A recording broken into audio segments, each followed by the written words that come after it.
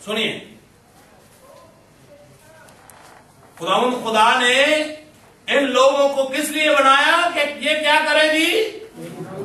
کیا کریں؟ حمد کریں۔ میں زمین پر کیوں ہوں، کس لیے ہوں؟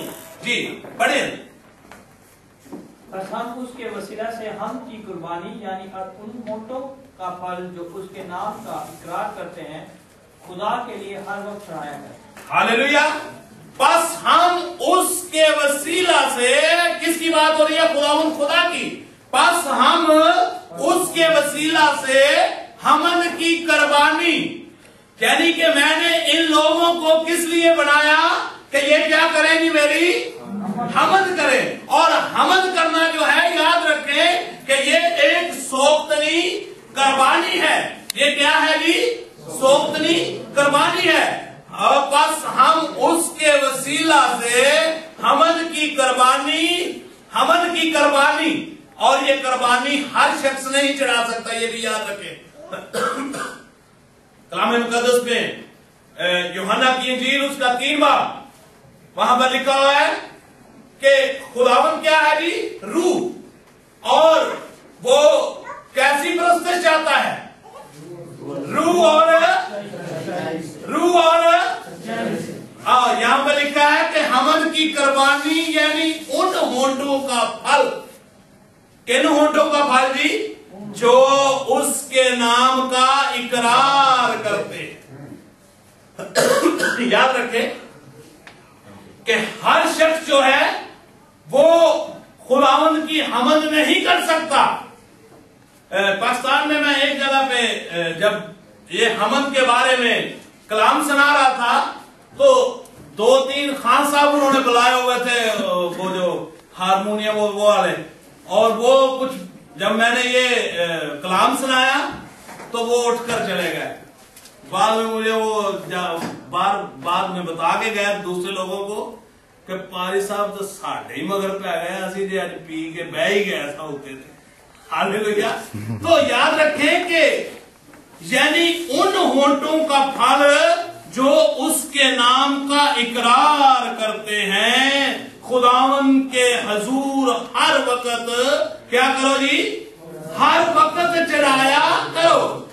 یعنی وہ ہونٹ جو خداوند کے نام کا اقرار کرتے ہیں وہ صرف حمد کی قربانی خداوند خدا کے حضور چڑھا سکتے ہیں۔ ایسے نہیں کہ خان صاحب نے انہی کو صرف پیتی تھی اس لیے جی ذرا گلا صاف ہو جائے گا نا، گانا تو سکھاتے اسٹیج پہ جا کے، نہیں، وہ ہونٹوں کی قربانی قبول نہیں۔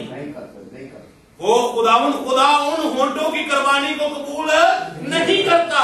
یہاں پر رسول ہمیں سکھانے کی کوشش کر رہا ہے، بس ہم اس کے وسیلہ سے حمد کی قربانی یعنی ان ہونٹوں کا پھل جو اس کے نام کا اقرار کرتے ہیں، ہاللیلویہ، جو خداوند یسوع المسیح کا اقرار کرتے ہیں، وہ ہونٹ خداوند خدا کے حضور حمد کی قربانی پھر 8 دن بعد نہیں، ہر وقت۔ اٹ مینس کہ آپ کے ہونٹ 24 آور جو ہیں یہ پاک ہونے چاہیے۔ ہر وقت آپ کے ہونٹوں میں خداوند خدا کا نام ہونا چاہیے، کیونکہ ایوب صاحب کہتا ہے کہ میں نے تیرے کلام کو اپنے دل میں ذخیرہ کر لیا۔ کیا کر لیا جی؟ ذخیرہ کر لیا۔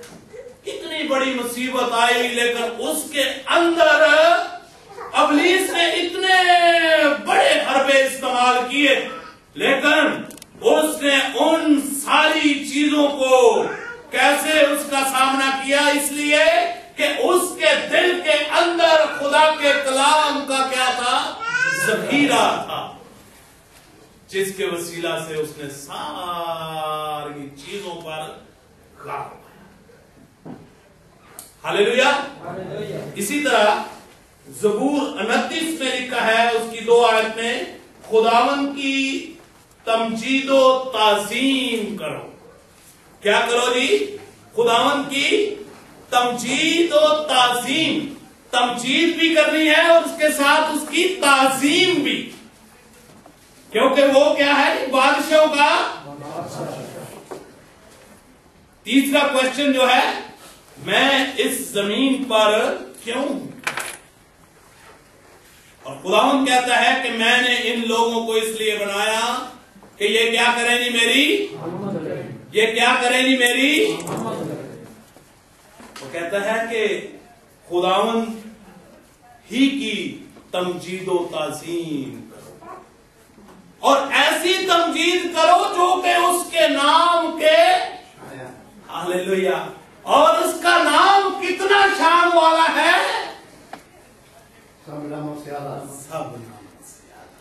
लिखा है कि आसमान और जमीन, बल्कि जमीन के नीचे कोई दूसरा नाम नहीं बख्शा गया, सिर्फ एक ही नाम है जो मेरा और आपका मुनज्जी है, जिसका नाम है यीशु अल मसीह। हालेलुया। और अगर आप ज़बूर 30 और उसकी 9 आयत को देखें, और इसके साथ ज़बूर 6 और उसकी 5 आयत को देखें, कि जब हम दुनिया में क्यों हैं, मैंने इन लोगों को किस लिए बनाया जी, किस लिए बनाया। ज़बूर नंबर 6 और उसकी 5 आयत सुनिए, कलाम मुकद्दस में यूं लिखा है, क्योंकि मौत के बाद तेरी याद, मैंने इन लोगों को किस लिए बनाया कि ये क्या करेंगी, ये क्या करेंगी मेरी, बोले तो सही, क्या करेंगी, क्योंकि मौत के बाद तेरी याद नहीं होती, कब्र में कौन तेरी शुक्रगुजारी करेगा, कब्र में कौन तेरी शुक्रगुजारी करेगा।